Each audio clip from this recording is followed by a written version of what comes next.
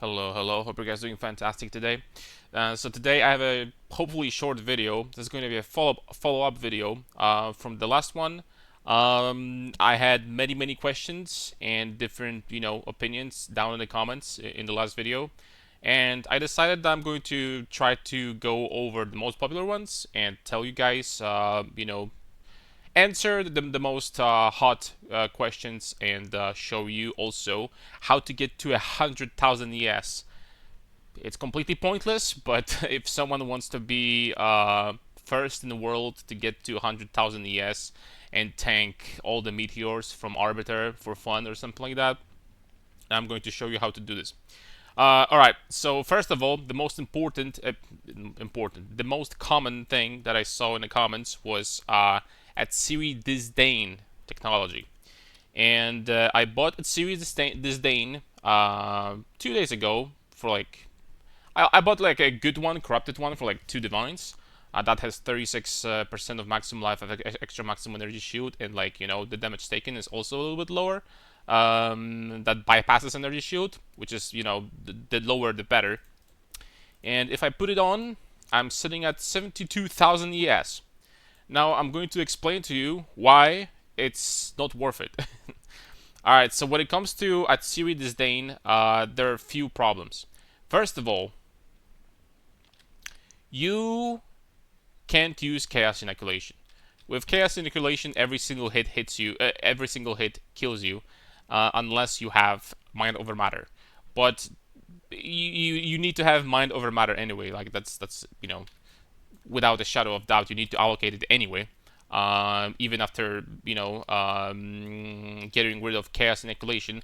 But the thing is, at this point, I don't think that getting this extra energy shield is really worth it, because okay, so like you bypass, I don't know what's the lowest possible bypass corruption, like 15 or 16, probably 16, something like this. I think this helmet is already really good because you want to have the other stat as high as possible also, right?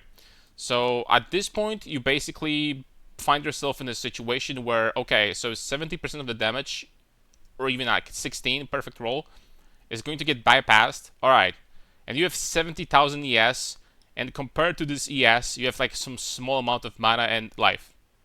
Like, how is this gonna work? You might say, oh, but you have Flask that instantly recovers all of your mana, and you take all of your damage as mana, so before you lose all that mana, you have a nice, like, instant recovery, like life pool, right? I tested it, I hate it. This less mana recovery rate is annoying. That's number one. During maps you'll have to constantly use your flask. The biggest problem is that when you equip this, not only you need to start worrying about chaos resistance too, because poisons, like the chaos damage will not bypass energy shield, but poison will, and will affect your life like straight up, right? So you will start first losing mana, but a big poison hits. If you don't have like at least 60% or 65% chaos resistance, it's gonna be a pain in the butt. So you need to start worrying about chaos resistance. You most likely lost fire and like whatever resistances you had on your helmet. So now you have to make up some other stats somewhere else. But that's not all. Another thing that is annoying is that your evasion drops drastically. So depending on what your goal is, like at the end of the day, you definitely do not get tanker by equipping this. You just do not. If your goal is to get to 100,000 ES, which we're gonna get into in a second, you're going to lose so much evasion that at the end of the day you will just lose tankiness. So if your goal is to get as much tankiness as possible, Atziri Disdain is definitely not the your best bet. If your goal is to get to for fun test how much energy shield you can get in PoE2, then there's nothing better. Atziri Disdain always wins. But if your goal is to get as tanky as possible, then or at least like balance ES with tankiness, then definitely Energy Shield Helmet is going to be better because it provides you resistances, and at the same time we can use the one of the strongest notables in the game, which is this one. with good enough energy shield helmet, this gives us 1000 flat evasion, and it's extremely easy just with the helmet to get to about 50, 60, 70% evasion if you wanted to invest a little bit more on get some evasion on your rings. And that's insane. That's crazy how good evasion is when it comes to that, and that's just insane, right? Why am I saying that? Like, if you're gonna ask, like, oh, Karn, oh, can't you just like with 50,000 ES do everything in a game easily? Yes, but it still feels better with evasion. There is one spot in the game that even with 50,000 evasion, sometimes things might get annoying. I'm saying sometimes. I'm not saying always. And it's simulacrum. If you're going to be doing maximum difficulty simulacrum, sometimes, not always, sometimes there will be annoying combination of mods. So annoying and so hard, and generally speaking, simulacrum is the hardest content in the game, that you will lose your 50,000 yes. You will lose it slowly, and you will have to like log out to go back to the. You will still be able to finish it. I did few simulacrums, and I never had any problems doing them. But sometimes you might find yourself in a situation where a simulacrum is going to be is going to have such disgusting mods that this 50,000 energy shield might start dropping, and you will just have to log out and go back to hideout and go in and finish it. It's rarely. It happened to me like twice, and I did like 5 simulacrums. But I was doing that. I was testing it with 0 evasion.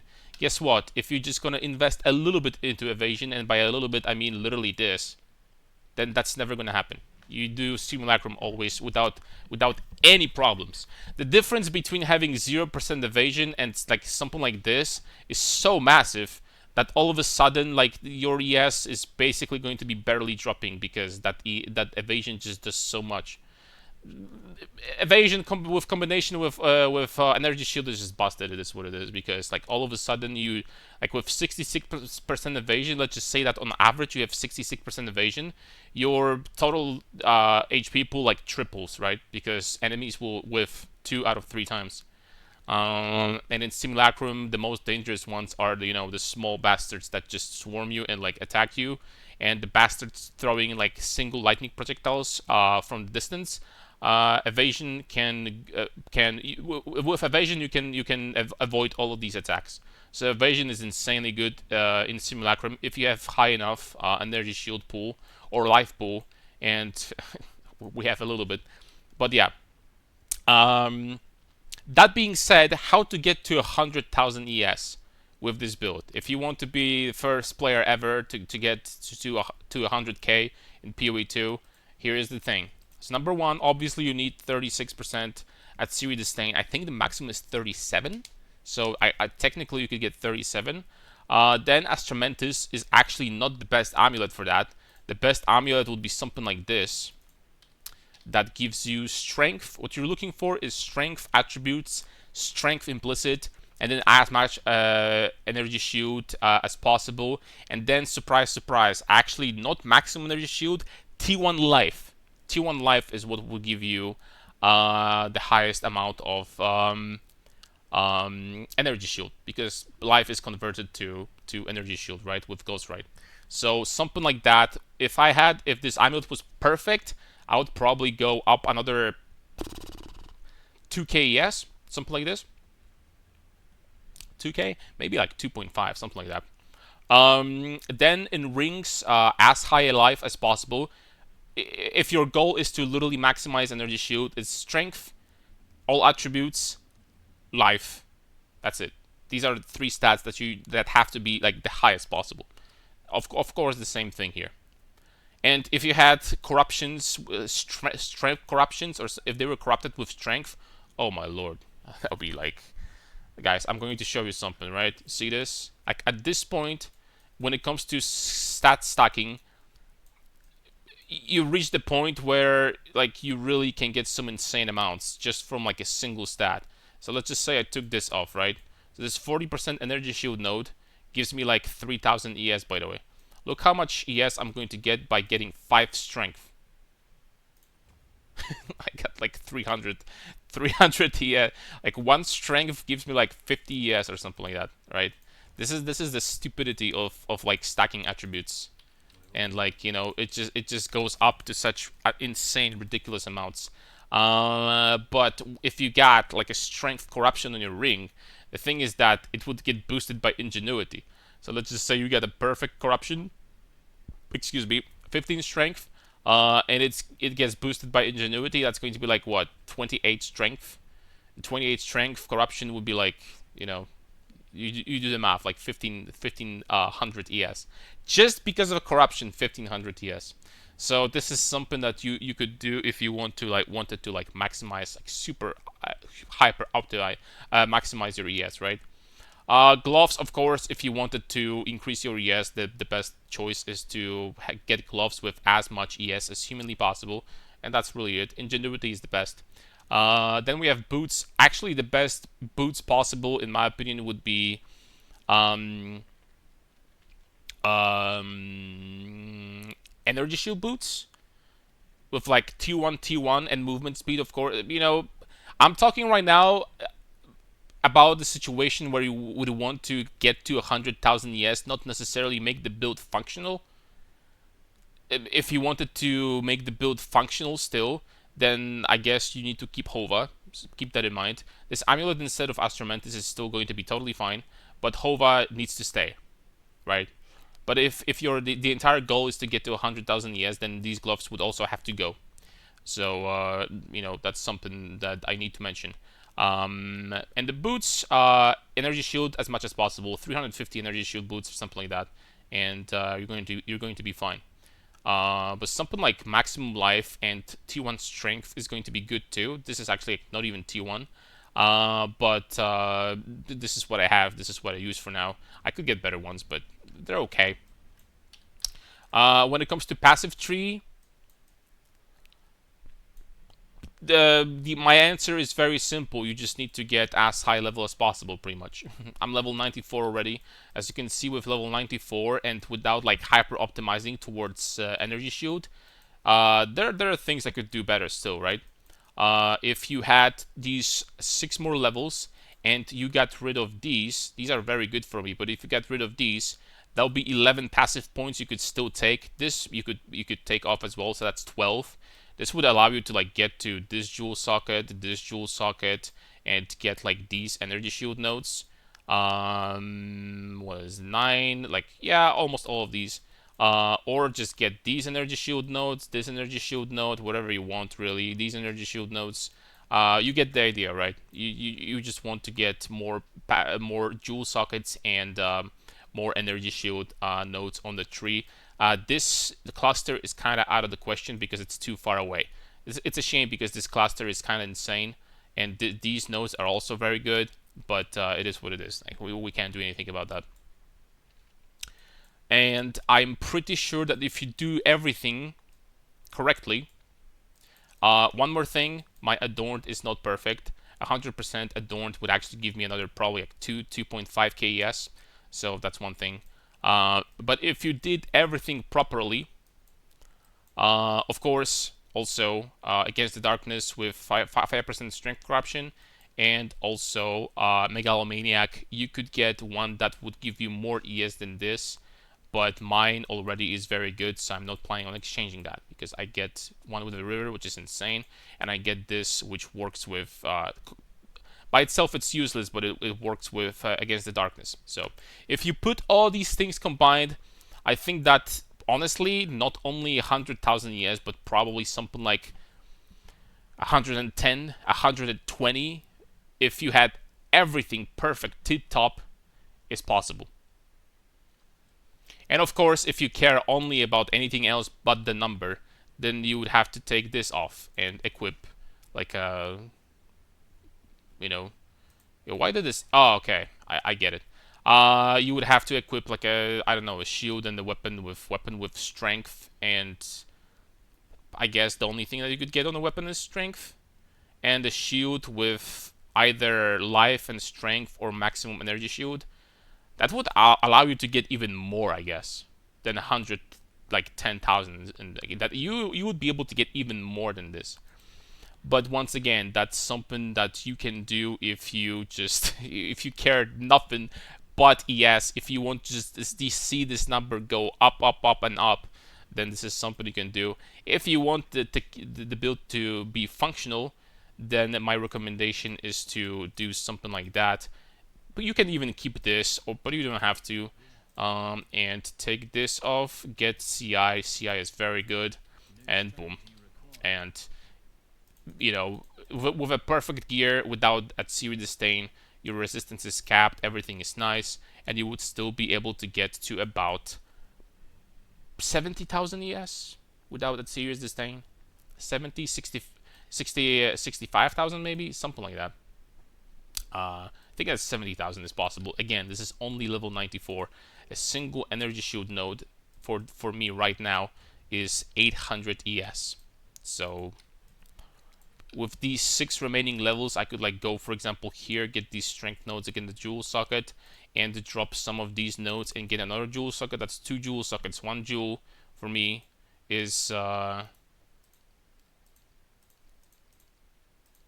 can I click on it? 1 jewel socket for me is almost 3k ES. So that's it. I wanted to make this video short and I just keep on yapping. Next question, people were asking about Vorana. So Vorana, I don't have unfortunately one with me. I sold mine like a few days ago because I was saving up for Astramentis. Vorana is useless. The whole premise of the build is to stack life in order to convert that life into energy shield. Vorana doesn't give you energy shield based off of your strength. Vorana makes it so that your strength gives you energy shield instead of life. So all that life would be gone, and Vorana would drastically reduce my energy shield. Period.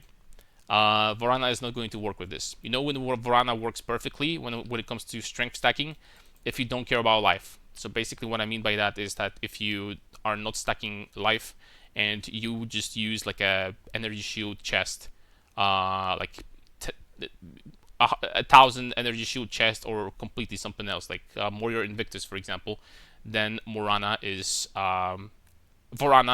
good. Then, if you're stacking life, it's not. Next up, Eldritch Battery. I'm going to show you right now, but Eldritch Battery doesn't work with this because, as you can see, it's going to give me almost nothing because Eldritch Battery does not work with conversions. Your mana that you're gonna get is going to work before the conversion that you get from Ghostwrite. So the only thing that you're going to convert is going to be flat energy shield that you have on your gear. So that 23, that 90, that 162, that 504, all of that is going to get converted, and in total I'm going to get about this much. Yeah, it checks out, right? About this much mana. So that will be completely busted. First of all, it couldn't work like that because it would just like keep on converting, and this wouldn't make any sense, right? So it has to work the way it does, and you will not get additional like insane amount. You're not going to get 5k flat mana from this. That's not how it works. Next up, how this build performs versus endgame. There are some questions asking me about, like endgame bosses, blah blah blah. Like there's one question like asking about, like Delirium 6 modded maps. Everything this build does easy peasy, and it's even easier with this amount of ES. Like it's just, and it does even easier if you get evasion, right? If you get subterfuge mask anointment, then with this amount of evasion, you're basically untouchable. There's no way that there is something in this game that will be able to go through your ES when you avoid like every second hit even, or 2 out of 3 hits. There's just no way. Everything in this game dies. I did all the hardest content. I did the pinnacle bosses. Pinnacle bosses die in about 8 to 10 seconds.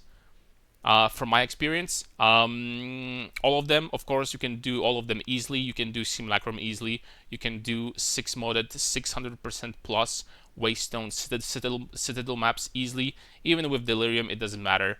You will just not die. Even if you're gonna get the most disgusting combination of mods, the monster is going to hit you for what? For 10,000 ES? Nice. You have 40,000 left. Assuming that you didn't double your ES with Grim Feast at that point, because at this point you get over 100,000 ES, right? So, and another question that I've seen for a long time, I've never really answered that on stream on and YouTube, both in both platforms, is that what do I think about hardcore and solo self-found? My answer is going to be pretty fast, pretty simple. I, generally speaking, have nothing against hardcore, and one day I will definitely play there. It's just right now I think that when it comes to hardcore, PoE is currently, I don't know if super hardcore friendly, because in PoE 2 right now you can get to the point where you're never gonna die pretty quickly, but before that everything can kill you, even by accident, if you know what I mean. So I don't know if like hardcore right now is something that I would want to do. Definitely in the future, yes. Now when it comes to SSF, I hate SSF. When it comes to SSF, like I might not look like it, but I play RPGs for a very, very long time, since Diablo 1, since late 90s. I play RPGs. It's my favorite genre when it comes to games. And back in the day when we had Diablo 1, Diablo 2, other games like Sacred, I don't know, Titan Quest, I played SSF every single time because we didn't have internet. Every game was like single player for the most part. So I was just playing myself, and I still remember the pain of finding a super nice, super strong item that I can't use on my character because it's just not for me. Because, for example, I'm playing Barbarian in Diablo 2, and I found a crazy crossbow, like Breeza or something. I still remember that day in single player when I was like wearing like magic rare items, and in Nightmare I found Breeza, and this was by far the best item I've ever seen in the game at that point, and I couldn't use it because I was playing Barbarian. So my SSF, I want to say I have hatred towards SSF, but SSF for me is really not fun. I hate the idea of finding super crazy items, and then you have two options. Then this item, you need to build a character around it, otherwise you feel like an ass, it's wasted. Or B, this item is completely useless otherwise. And it's like the best item you've ever found. And now you're forced to build a character for this item, or it's useless. Imagine finding a mirror in SSF. Like, I would. So SSF, I'm most definitely never gonna play in PoE. Generally speaking, in any RPGs. If trade is king, right? To me. When it comes to hardcore, absolutely possible that it's gonna happen. I don't know when, but it's gonna happen. Probably first I have to upgrade my PC because dropping sometimes to 15 FPS during maps, during Delirium and Breach at the same time is probably not very hardcore friendly. Alright, so that's for the most part the most popular questions that I had from chat, from comments and from Twitch. Thank you very much for watching, guys. Next video is going to be full build guide for this character. Yeah, I think I'm just going to start working on the written guide, and in case someone, there's going to be quite a bit to talk about because I want to show you guys the playable version, like this version, right, where you can just destroy everything in the game. And then I want to show you guys also hypothetical version of what happens if you want to like actually like maximize your ES to just for memes to the highest possible level. Once again, I think that 120,000 ES is possible in this game right now, which is just nerf warrior, I guess. Alright guys, thank you very much for watching, and see you next time.